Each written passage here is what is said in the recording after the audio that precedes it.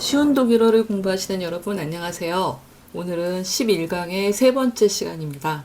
자, 11강에서는 조금 더 다양한 동사와 명사를 공부하고 또 좀 우리에게 꼭 필요하지만 여태까지 다룰 수 없었던 문법을 마저 다루는 그런 시간을 갖고 있는데요.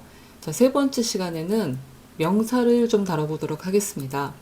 우리 일상생활에서 정말 많이 필요로 하는 명사인데 제가 많은 단어를 다루지 않다 보니까 앞에서는 공부하지 못했었던 단어들이었어요. 그리고 덧붙여가지고 조동사를 공부를 해보려고 합니다. 조동사는 독일어에서 조동사를 공부한다라고 하는 것은 영어에 비해서 조금 더 노력을 요하는 부분입니다. 왜 그런지는 이제 곧 알게 되실 건데요. 어순에 있어서 굉장히 충격적인 사실이 기다리고 있기 때문에 그래요. 자, 공부해 보도록 하겠습니다. 일단 이 명사들을 제가 한번 읽어 드릴 테니까 읽으면서 의미를 한번 보시고 그 다음엔 따라해 보시기 바랍니다. 자, 명사를 공부할 때는 항상 성과 함께 읽고 또 외우는 습관을 가지시는 게 굉장히 중요하다고 했는데요. 자, 일단 제가 한번 읽어 보겠습니다. Das Buch, die Milch, das Kind, die Frau, der Freund, der Hund, die Studentin, die Wohnung, der Herr, die Uhr, der Student, die Katze, das Haus, die Toilette, der Bus, der Taxi. 자, 보면은요, 여기 스튜덴틴이 나와 있는데요. 뒤에 가면은 스튜던트가 나와 있죠. 자, 보면은 die Studentin하고 der Student가 굉장히 비슷한데요. 이 Student라고 하는 남성형에다가 en, 영어로는 in이죠. 독일어로 en입니다. en을 붙여가지고 여성형을 만들고 있어요. 그래서 많은 독일어 명사들이 남성형을 기본으로 해서 거기다가 en을 붙여서 여성형을 만드는 경우가 많이 있습니다. 자, 이것도 마찬가지예요. der Freund, 여기다가 en을 붙이면 Freundin, 여자친구가 됩니다. Das Buch, 요거는 우리가 앞에서 공부를 했었고요. Die Milch, 요거는 milk하고 발음이 상당히 비슷해요. 그죠? 그 다음에 Kind는 처음 나오는 것 같지만 우리가 kindergarten 영어로는 그래가지고 kind의 복수가 kinder라고 하는 것을 어렴풋이 짐작하고 있습니다.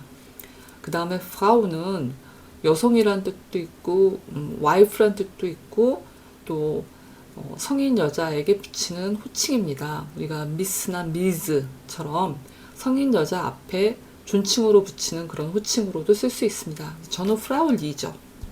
그 다음에 훈트, 카츠, 요거는 우리가 앞에서 많이 공부했었고요. wohnung, 요거는 뒤에 나오는 하우스랑 어떻게 차이가 나냐면요. 자, 하우스는 우리가 붙고 단독주택이라고 부르는 주택을 말을 하고요. wohnung이라고 하면은 어떤 큰 건물의 한 칸, 내가 살고 있는 한 플랫을 말을 합니다. 그래서 오늘날은 아파트에서 혹은 빌라에서 많이 살고 계시니까요. 그런 집은 하우스가 아니고 wohnung이라고 할 수 있겠죠. 자, 그 다음에요. 아까 프라우가 나왔고 남자 앞에 붙는 미스터에 해당하는 호칭은 헤어입니다. 요거 발음 조금 주의하셔야 되죠. 요거는 토일레테가 아니라 독일어는 있는 그대로 읽는다고 했으면서 왜 얘는 토일레테가 아닌가요? 라고 하실 수 있는데요. 요러한 이중모음은 공부하지 않았었어요. 요거는 이중모음에 들어가지 않고 외래어이기 때문에 그 외래어가 원래 가지고 있는 발음을 존중해서 읽어줍니다. 그래서 die Toilette 이렇게 읽어주고요. 자, Bus, 탁시 이런 애들은 남성 명사입니다. 자, 여기 토일레트가 있고요. 요거는 제가 AI를 통해서 한번 만들어 본 그림입니다. 그 다음 장을 보겠습니다. 자, 그래서 우리가 지금까지 공부한 단어들을 이용해 가지고 이 단어들이 그러니까 명사와 동사들이 풍부하게 사용되는 그런 문장을 지금부터 만들어 보려고 해요. 예를 들어서 나는 그 여자를 사랑합니다. 그러면 사랑한다라고 하는 lieben 동사를 사용을 하겠죠. 그 다음에 그 여자, die Frau를 쓰겠죠. 요걸 이용해서 문장을 한번 만들어 보도록 하겠습니다. 나, ich, 사랑합니다. 자, 주어가 ich니까 사랑합니다는 lieben인데 lieben 동사의 어간 lieb에다가 l을 붙이겠죠. ich가 주어니까요. 그 다음에 그 여자, die Frau. 그래서 문장 만들어 보실까요? 네. Ich liebe die Frau. 나는 그 여자를 사랑해요. 그는 그 여자를 사랑합니다. 이건 앞에 문장하고 똑같은데요. 주어가 달라졌죠. 그래서 주어가 에어가 되니까 동사는 뭐가 되겠어요? 리벤 동사의 어간 립에다가 트를 붙여서 네, 그렇게 되겠죠. 한번 써보시고요. 읽어보세요. 네, er liebt die Frau 이렇게 되겠습니다. 그는 바나나를 먹고 있습니다. 이거 주의하셔야죠. 그는 해가지고 에어가 주어인데요. 자, 먹는다는 동사가 sn이에요. sn에는 어간에 에가 들어가는데 요 에는 짧은 에입니다. 왜냐하면 에 다음에 s가 두 개가 연달아 나오니까는 자음이 두 개나 나오니까 모음은 단모음이 되죠. 자, 단모음인 에는 얘가 또 불규칙 변화를 하는 동사다 보니까요. 단모음인 에는 단수 2인칭과 3인칭에서 2가 된다. 이런 거를 우리가 앞에서 공부를 했었어요. 자, 그 다음에 또 하나는 바나나는 이제 바나네예요. 우리 앞에서 과일 공부할 때 했었습니다. 근데 여기서 지금 뭐가 나오냐면 시제가 이제 문제가 되고 있어요. 그는 바나나를 먹고 있습니다. 자, 그러면은 영어 같으면 요거 진행형을 쓸 거예요. 현재 진행형을 쓸 겁니다. 독일어에서 진행형을 제가 가르쳐 드리지도 않았는데 지금 쓰라고 하고 있는 거예요. 자, 독일어에서는 진행형이 따로 있는 것이 아니에요. 현재 시제나 과거 시제가 그거를 다 포괄을 합니다. 그래서 시간의 범위가 아주 넓다 이렇게 생각을 하시면 될 것 같아요. 그러면 항상 진행형인 것도 아닌데 어떨 때 그냥 현재 일회적인 사건이고 어떨 때 좀 진행적인 사건인지 어떻게 하나요? 그거는 우리말을 생각해 보시면 돼요. 우리말에서도 진행형이 그렇게 엄격하게 구분되어 쓰이지 않습니다. 하지만 우리가 특별히 불편함을 느끼진 않죠. 왜냐하면 그 행위를 알고 있기 때문이에요. 이런 거는 동사 자체가 가지고 있는 의미 영역 때문에 특별히 진행형을 쓰지 않아도 우리는 그 동사를 사용하는 순간 이미 조금 넓은 시간대를 머릿속에 넣고서 사용하고 있는 거거든요. 그것은 독일어에서도 똑같이 해당이 됩니다. 그래서 특별히 진행형을 사용하지 않는 그런 언어이지만 진행형의 의미가 없는 것은 아니에요. 그래서 정말 천만다행으로 독일어에서 우리가 진행형을 따로 외우지 않아도 되는 겁니다. 그래서 오히려 우리는 영어에 익숙해져 있어가지고 진행형 쓰는 게 난 좋은데 차라리 그냥 진행을 할 거면 깔끔하게 진행형을 써주세요라고 할 수도 있는데 진행형이 없다는 것을 더 기뻐하시길 바랍니다. 자, 그래서 길게 얘기했지만 이렇게 하자는 얘기예요. Er ist eine Banane. 자, 이거는 불규칙 동사의 어감 모음 변화를 제가 강조하기 위해서 밑줄을 걷고요. 자, 그 대학생은 그 고양이를 보고 있습니다. 대학생은 der Student죠. 그 고양이는 die Katze입니다. 하나의 고양이가 아니고 그냥 무작위로 고양이를 보고 있습니다. 이런 게 아니고 그 고양이라고 제가 말을 했어요. 그럼 정관사를 써라. die Katze 이런 얘기죠. 자, 여기서도 보다라고 하는 동사를 진행형으로 써야 될 것만 같은 부담이 팍 다가온단 말이에요. 보고 있습니다. 이러니까. 하지만 본다라고 하는 행위도 한번 일회적으로 하고 탁 끝나고 뭐 이런 그런 경우도 있어요. 하지만 여기서는 고양이를 조금 바라보고 있는 거니까 동사 자체에 그런 의미가 들어있죠. 그래서 굳이 진행형을 쓰지 않아도 우리는 의미 전달하는데 어려움이 없다. 그래서 sehen 동사를 그냥 쓰면 되겠습니다. 자, 그 대학생은 3인칭 단수예요. sehen은 불규칙 동사고 어감 모음에 애가 있습니다. 그러다 보니까 이 애가 장모음이어서 단수 2인칭과 3인칭에서 이 애가 된다. 요거를 잘 기억을 하시고 문장을 한번 써보시고 또 큰 소리로 읽어보세요. 네, 이렇게 되겠습니다. Der Student sieht die Katze. 그 대학생은 고양이를 보고 있어요. 자, 이런 문장이 되겠습니다. 자, 이제 계속해서 다음 장을 볼까요? 이 장에는 고양이가 때로 나오네요. 제가 좀 고양이를 좋아해서 고양이 그림이 많습니다. 자, 나는 화장실을 보고 있어요. 이 문장을 한번 만들어 보도록 하겠습니다. 제가 계속 여러분을 이렇게 기만하려고 현재 진행형으로 쓰고 있는 거예요. 진행형이 마치 있는 것처럼 고민하게 하려고 그러는 겁니다. 자, 보고 있어요 거나 아니면 나는 화장실을 봅니다 거나 상관없습니다. 그냥 현재 인칭으로 쓰면 됩니다. 주어는 나, 이시고요. 보다라는 동사 sehen의 어간 se에다가 에를 붙일 겁니다. 그 다음에 화장실을 보고 있어요. 그래서 여기서는 뭐 하나의 화장실일 수도 있고 그 화장실일 수도 있습니다. 맥락에 따라서 달라질 수 있는데요. 뭐 여러분이 원하시는 대로 쓰면 될 것 같습니다. 자, 문장을 한번 만들어 보시고 크게 한번 읽어보세요. Ich sehe die Toilette. 여기서는 저는 그냥 그 화장실이라고 썼어요. 뭐 맥락상 그게 좀 자연스러운 것 같아서요. 뭐 보고 있어? 그럼 나 화장실 봐. 네. 왜 볼까요, 화장실을? 자, 그들은 택시를 타고 갑니다. 택시를 타고 간다라고 할 때 영어에서는 그 교통수단에 by를 쓰죠. 전치사 by를 써서 by taxi, by bus 이렇게 쓰는데 독일어는 mit라고 하는 전치사를 쓰고요. 영어와 달리 관사를 꼭 써줍니다. 근데 이 mit라고 하는 전치사는 뒤에 특별한 격을 요구해요. 근데 그 격에 해당하는 관사를 우리가 잘 배우진 않았어요. 그냥 슬쩍 지나가면서 했는데요. 지금도 여전히 제가 자세히 설명은 안 하겠습니다. 그냥 통으로 외우세요. meet them taxi 이렇게 하시면 되고요. 뭐뭐를 타고 간다. 그냥 가는 게 아니고 뭔가 교통수단을 타고 간다 할 때는 gehen 동사 쓰지 않고 fahren 동사를 씁니다. 그리고 그들이 주어니까 자, 읽어보시고 Sie fahren mit dem taxi 이렇게 하면 되겠습니다. 그 다음에요. 너는 버스를 타고 뮌헨으로 가니? 라고 하는 문장입니다. 조금 복잡하게 보이지만 복잡해요. 네. 버스를 타고 가니까요. 일단은 mit dem Bus가 들어가겠죠.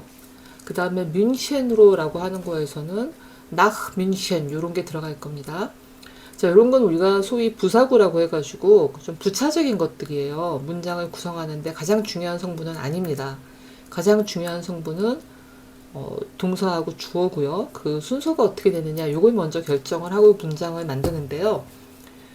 길다 보니까 제가 여러분의 부담을 좀 덜어드리려고 통으로 외운 것들 이런 것들을 먼저 이제 치워드린 거예요.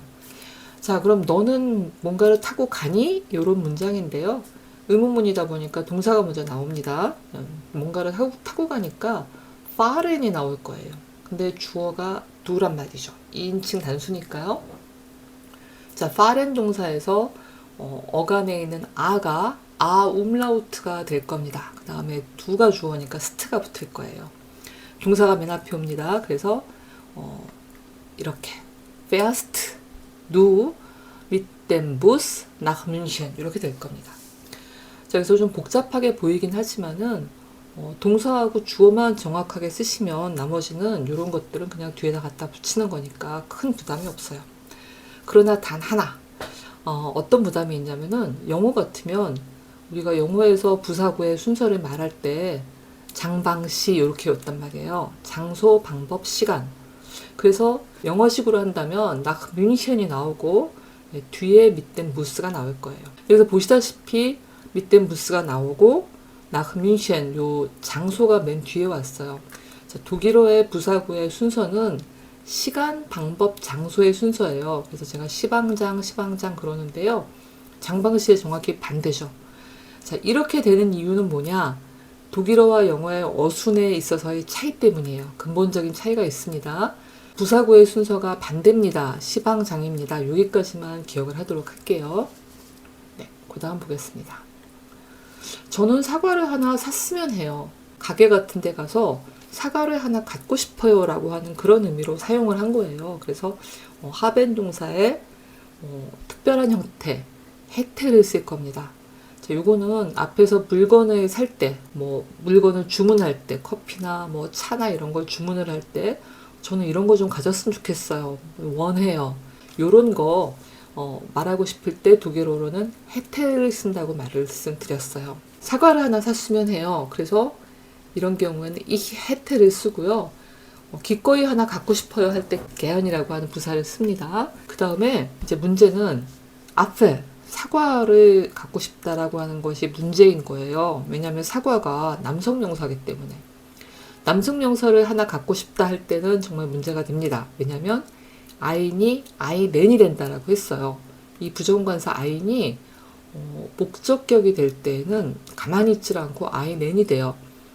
이게 중성이나 여성일 때는 주격하고 똑같아요. 근데 목적격이 될 때는 자, 요거는 부정관사뿐만 아니고 정관사에도 마찬가지로 해당되는 얘기입니다. 그래서 만약에 아펠이다 그러면은 아펠을 목적어로 사용을 하게 되면 their 아펠이 아니고 nen 아펠이 됩니다. 우리가 앞에서 이런 것도 설명을 드렸어요. 자, 이거는 독일어의 격이 굉장히 복잡하게 변화를 하기 때문인데요. 그 복잡한 격을 여러분이 다 지금 외우실 필요는 없다. 목적격에서 남성 명사가 조금 희한하게 변화한다. 이 정도를 기억하시면 당장은 쓰는데 큰 문제가 없습니다. 그렇게 말씀드려놓고 이런 게 막 나와. 밑댐 탁시. 이게 정관사가 변화한 형태예요. 그래서 이런 형태가 나오는데 이거는 나올 때마다 제가 그냥 통으로 공부하셔라 라고 가끔 말씀을 드리고요. 일반적으로는 일단 우리 지금의 상황에서는 주격하고 목적격만 알면은 나머지는 대충 얼버무리고 지나가도록 하게요. 미튼 탁시, 미튼 부스 뭐 이런 식으로 살짝 얼버무리고 틀려도 돼요. 그거 생각하고 있으면 말하기 정말 힘들어요. 예, 제가 전에 말씀드렸지만 정관사의 격과 수에 따른 변화가 16번이 나오기 때문에 그걸 막 머릿속에서 표를 그리고 이렇게 하면 굉장히 우리가 말이 안 나오고 자신이 없어지거든요. 그래서 일단 말을 하는 게 우선이기 때문에 저는 그렇게 말씀드리고 싶어요. 그냥 남성 명사만 빼놓고서는 우리가 관사를 열심히 외우니까요. 그 관사를 가지고 그냥 말을 하면 됩니다. 다만 남성 명사가 목적격으로 사용될 때만 니은 받침을 하나씩 써준다 생각하세요. I는 아니면 then 요렇게. 자, 요 정도로 하고 지나가겠습니다. 자, 이제 우리가 조동사를 공부를 할 건데요. 조동사는 영어에서 우리가 can, may, must 뭐 이런 거 공부하면서 이미 공부를 했었어요. 그래서 개념을 가지고 있죠. 근데 독일어에서는 이런 조동사들을 특별히 화법 조동사라고 얘기를 합니다. 화법이라고 해가지고 뭐 되게 어려운 문법이나 의미가 추가되는 것은 아니고요. 조동사에도 여러 가지 종류가 있기 때문에 뭐 시제를 나타내는 것도 있고 수동을 나타내는 것도 있고 여러 가지가 있는데 특별히 우리가 can이나 must나 이런 것들은 말의 의미를 혹은 뉘앙스를 조금 보태주고 조금 다르게 하고 요런 용도로 쓰인다 해서 화법 조동사다라고 얘기를 합니다. 그냥 우리가 영어에서 조동사다라고 공부했던 것과 큰 차이가 없다고 생각하셔도 됩니다. 자, 이게 제가 왜 요거를 여러분이 공부하시면서 조금 어려우실 거라고 생각했냐면요. 이 어순 때문이에요. 자, 주어 다음에 화법 조동사가 나오고 그 다음에 동사 원형이 나오는 건 똑같아요. 그런데 자, 영어에서는 주어 다음에 동사 다음에 부정형이 그대로 나올 텐데 부정형이라고 하는 건 동사 원형을 말합니다. 우리가 본동사라고 하죠. 독일어에서는 주어가 나오고 조동사가 나온 다음에 문장 맨 뒤에 이 원형의 동사가 나옵니다. 자, 이런 식으로요. Wir können den Bus sehen 이런 식으로 나옵니다. 근데 독일어에서는 그렇게 하지 않죠. We can 뭐 한참 하고 싶은 말 다 하고 맨 뒤에 see 그런다는 거죠. 자, 그래서 왜 그런 식으로 말을 하느냐. 이거는 독일어가 영어하고 비록 같은 서게르만어에 속하지만 다른 어순을 가지고 있기 때문이에요. 지금으로서는 다른 어순을 가지고 있습니다.